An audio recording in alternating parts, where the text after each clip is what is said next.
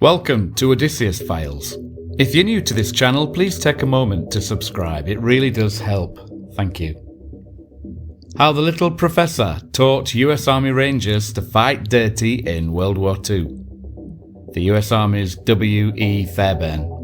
How Lieutenant Colonel Francois instructed US Army Rangers to kill or be killed in the Second World War. At first sight, Francois was a short, balding, middle-aged man. He had the look of the intellectual about him. Indeed, he possessed several college degrees and a doctorate, and was called by some the Little Professor. The reality was, however, that this unassuming-looking man, this balding teacher, was one of America's most lethal hand-to-hand combat instructors of the Second World War. Rewind. Francois was born November 10, 1895 in New York to immigrant parents, a French father and Romanian mother. He had a brother, Edward, who would later become a Hollywood songwriter. An early incident in Dielscu's life, according to his brother, proved to be a turning point. As a young teen, one day he had a part-time job stacking books in the 135th Street Public Library in Harlem and was apparently beaten by a mob outside. From that moment, Milton, as he called himself at the time, began to take a deep interest in sports. He even entered a school cross-country race as a senior boy at DeWitt Clinton High School and amazingly came first. After high school, he enrolled at the Savage School for Physical Education, a teacher training college where he continued to develop his newfound persona, even going as far as to add a D and apostrophe as a prefix to his family name a la French nobility. Dielscu graduated from college and enlisted in the US Army but did not see action in World War I. He supervised sporting activities and organised boxing and wrestling competitions for troops based at Fort Gordon in Georgia. After the war, Dielscu returned to education and obtained a second degree and a master's in sociology from the University of Pennsylvania, a further master's in science from Columbia University, and eventually a doctorate from New York University. In this period, he began to garner a reputation as a solid college coach in sports, including wrestling at New York University. Martial arts savant. Dielscu moved to Honolulu in the late 1920s, where he wrote a sports column for a newspaper and organised amateur boxing tournaments.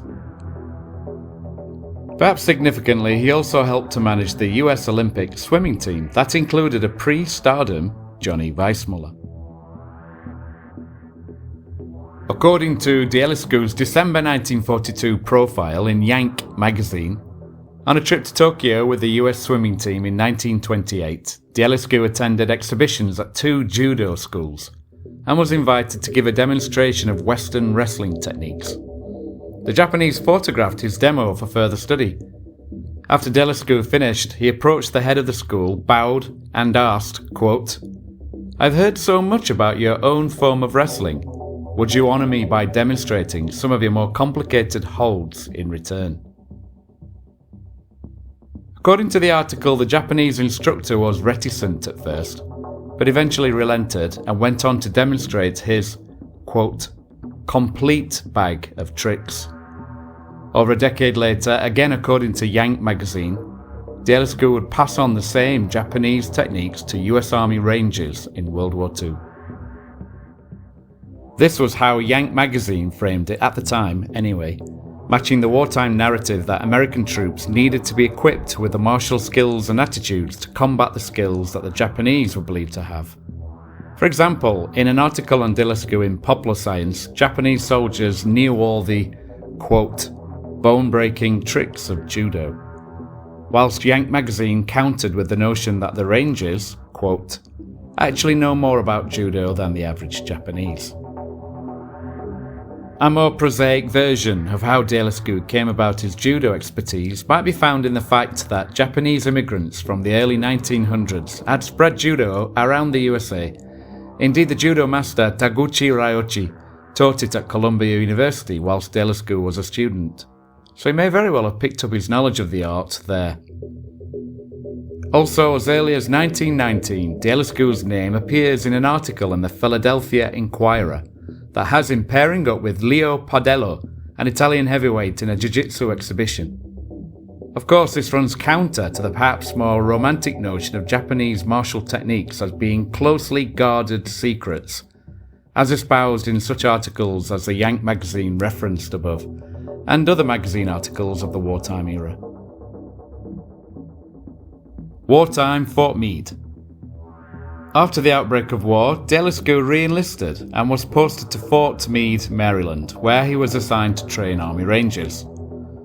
True to form, Ulysses developed an insane exercise routine, and so Rangers would have to run for 2 miles each morning, then complete a 600-yard obstacle course complete with 15-foot deep pit with smooth sides from which soldiers had to climb out independently.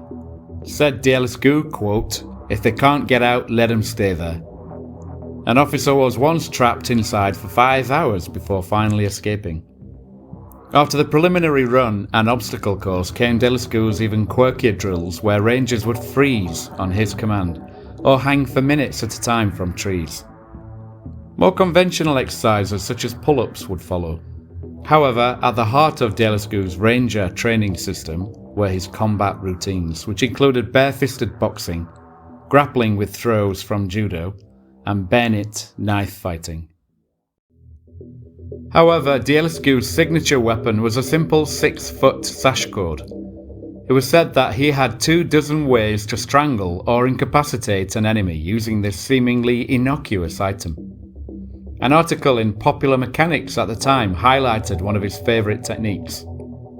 After kicking an enemy to the ground, the trick was to loop the sash cord around his knees and pull the ends around his neck. Said Ulysses, quote, "If the victim doesn't strangle himself with his own struggles, the process is hastened by sitting on his face and pushing forward on his knees." Use of the sash cord to silently kill sentry from behind is graphically illustrated in his later manual Hand-to-Hand Combat, 1945.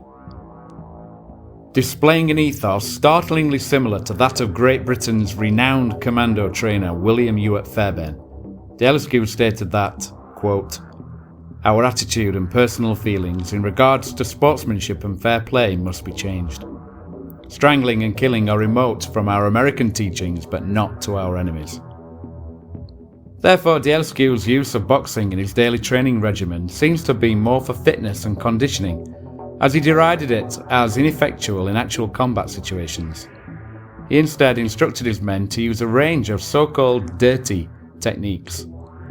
As he said, quote, "Boxing, bah, swing your right elbow like this to crush his windpipe, slap him with your other hand, then follow through with a knee or abdomen."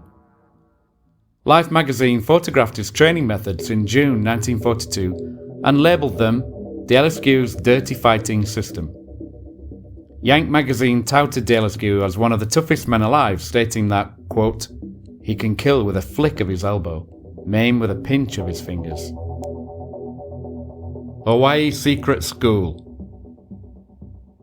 In early 1943, Ulysses was transferred to Hawaii, where he helped set up another school that was meant to prepare Rangers for jungle warfare for the island-hopping Pacific campaign. Ulysses organised a secret school in the mountains that was even more extreme than that of Fort Meade. It consisted of a 3-mile assault course where Rangers had to clamber around steep hills, negotiate water traps, scale walls and run up a slippery metal slide. Perhaps the most arduous task Rangers had to complete was the hoisting and moving of a 1,000-pound log up a steep hillside several times, after which they would practice the usual hand-to-hand fighting drills. According to the Honolulu Advertiser, the course was, quote, "a sort of a mountain goat's nightmare covered with 3 feet of mud and water." Startlingly, Ulysses used live ammunition, explosives, flamethrowers and tear gas. As he said, quote, "Fire and gas are a little unorthodox, but then so is war." The injury rates at this secret camp were in the thousands, yet Ulysses stood by his extreme methods and even joined his men in the tasks, stating that, quote, I went through every test with the men, never asking them to do a thing I wouldn't or couldn't do. Ominously, however, Yank magazine pointed out that the training in the secret school was so dangerous that, quote, an ambulance with 3 medical corps doctors was in attendance at all sessions. Ulysses wrote an exercise manual whilst in Hawaii titled How to Prepare for Military Fitness, 1943. Silver Star.